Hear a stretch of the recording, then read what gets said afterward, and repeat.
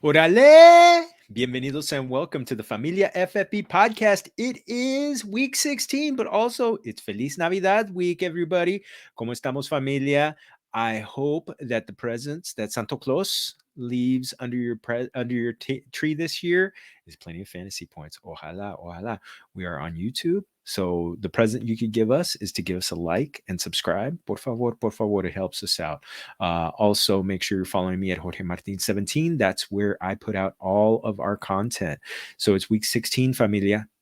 Time for the fantasy semifinals. Los semifinales es el tiempo for the money. It's the money time, familia. It is time to win and get into the fantasy championships. But first, let's get into some Los Peekups for the week. Okay, familia? Well, we've got to start off with, we've got on the quarterback side, we've got Justin Fields at Seattle this week. He went for 285 yards passing and 35 rushing yards on Monday Night Football.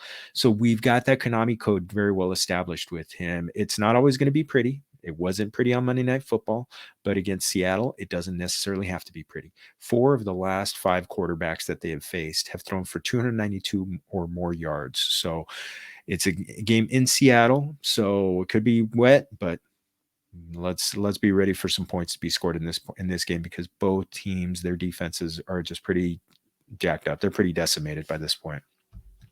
Another quarterback, it's kind of we're going to have some speculation plays, kind of like safety policy, safety plays a little bit. Tyler Huntley, he is rostered in 5% of Yahoo leagues. He is at Cincinnati this week. Now, he could play or he could be sitting behind Lamar Jackson. We do not know as of this time whether Jackson is ready to go, but he was the QB1 in week 15, which just tells you what week 15 was like, familia. He had 4 total touchdowns, 215 passing, and 73 rushing yards. So again, another Konami quarterback. He does a good imitation of Lamar Jackson. Action Jackson, he's still the man. Todavía es el hombre. The 2019 MVP, but Huntley, he's not a bad stunt double. Back in week 7, Jackson threw for 257 yards and rushed for 88 more. So the Cincinnati has been beaten up some. So something to consider there. Let's go to the running back side. So mi hermano, my friend Herm at Herm's NFL, he is doing a little baile. He's doing a little, kind of this kind of, maybe not a cholo dance, but he's definitely doing a dance right now because his man, Ronald Jones, is going to get the rock.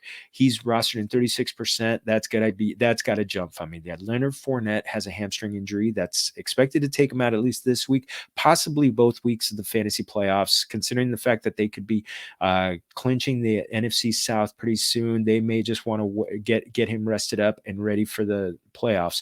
So we got Rojo. Rojo is going to be El Hombre. He's only had 10 touches twice this week. And one of those times was last week after Fournette got hurt. So, we've got a matchup where they're going up against at Carolina. Devin Singletary just stuck them for 22 rushes and 86 yards and a touchdown. So that happened. Also, the previous week, Mike Davis and Cordarrelle Patterson combined for 144 total yards. So this guy has a possibility. The Carolina defense has been good, but they've been a little leaky of late. So let's go to the next one. Down in Motown, Detroit Rock City, we've still got Craig Reynolds. Now, those of you who are of my age and you remember the Astros had a shortstop named Craig Reynolds in the 70s and 80s. So he is speculation play number 1 on the running back side. He's totaled 216 all-purpose yards in the last 2 weeks, where he has done a great job of filling in for Jamal Williams and DeAndre Swift. No indication that either or both of them is going to be back. If both of them are out, Reynolds is a great play. The Atlanta defense is giving up 130.5 all-purpose yards since week 10 to the running backs. So vámonos. Let's get him in there.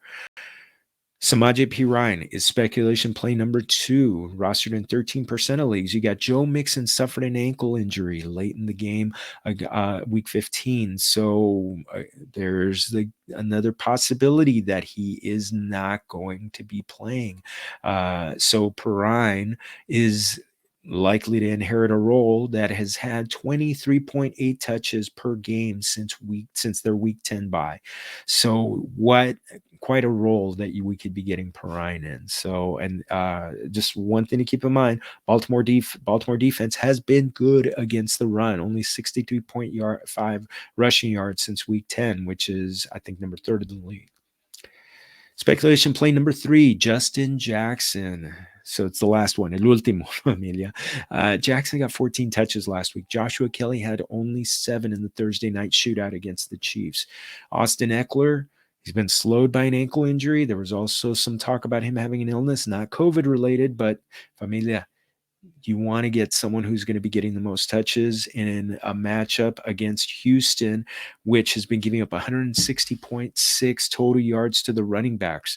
Justin Jackson's only 6% of Yahoo leagues, so spend some fab on him. Only 4, likely there's only 4 teams still playing for something in your league, so not a lot of competition. Use that money, familia. Got a few wide receivers to talk about. Amon-Ra St. Brown at Atlanta. I've been talking about this guy. He's rostered in 30% of leagues. I mean, this guy has 26 catches on 35 targets in the last 3 games. I mean, he has emerged as the go-to guy for the Lions. There's no TJ Hawkinson. There's really no Robin to his Batman. And this is the number 31 defense against the wide receiver. They're giving up 41.7 fantasy points to that position. So Amon-Ra St. Brown.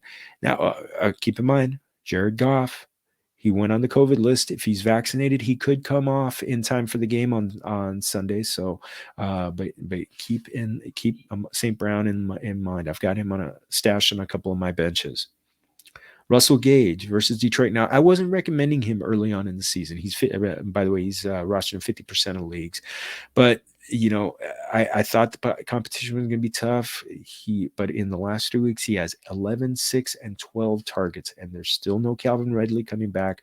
The Falcons he's not losing any targets to Kyle Pitts nor Cordarrelle Patterson, and the Lions are giving up over 261 yards per game passing since week 10. So Gage could be a great flex play for you this week. A couple more to talk about. Alan Lazard is rostered in 9% of leagues. Now, this was originally going to be Marquez Valdez-Scantling, but he went on the COVID list just this earlier today. And Lazard, his targets and MVS's targets have been about the same, 12 and 11. So you want to get some shares in there. The Cleveland defense has been a little bit banged up. So Lazard and, listen, you want to have targets coming from Aaron Rodgers, don't you? Let's look at Lazard as a possibility, a flex play. Another last minute flex play, Gabriel Davis, someone that I recommended last week. Now, he had 5 catches set on 7 targets for 85 yards and 2 scores last week. Could it be a part of his second year breakout? There's no Cole Beasley. He went on the COVID IR today. He's likely out for the game. No word on if Emmanuel Sanders is going to be back from his knee injury. So it's really just going to be he's on the wide receiver side. He's only competing with Stephon Diggs. So he's going to be getting Diggs as leftovers, which still could be significant even if Diggs has a big game. Now it's at New England, but again, the secondary the Patriots secondary is going to be paying attention to Gabriel Davis. Two last ones. Cole Kmet at Seattle this week. He's rostered in 25% of leagues. I've been recommending him a lot, but you know what? Last night on Monday Night Football, 9 targets, 6 receptions, 71 yards. There may not be Travis Kelce this week. He went on the COVID list as well. So Cole Kmet going up against the Seattle defense that is really giving up some yardage to the tight end position. He's someone to keep in mind. Last one, streaming defense of the week. Now, we talked about Tyler Huntley earlier. We got the Bengals. Now, they have been balling out of late. 17 sacks, 9 turnovers since their week 10 bye.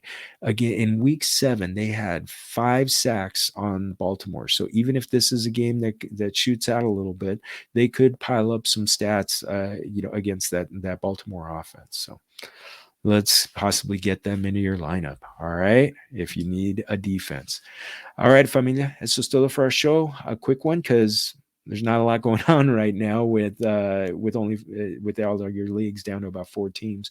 So buena suerte in your semifinals.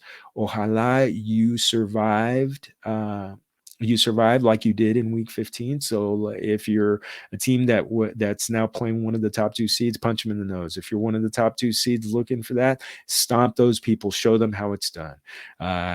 Again, please make sure you like and subscribe us at YouTube, Familia FFB. You make sure to follow us on Twitter, Instagram, Facebook at Familia FFB. You can find me at Jorge Martin 17.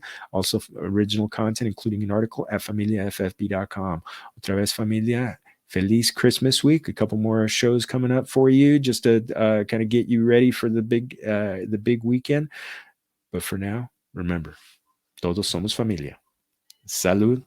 Y otra vez, feliz Navidad.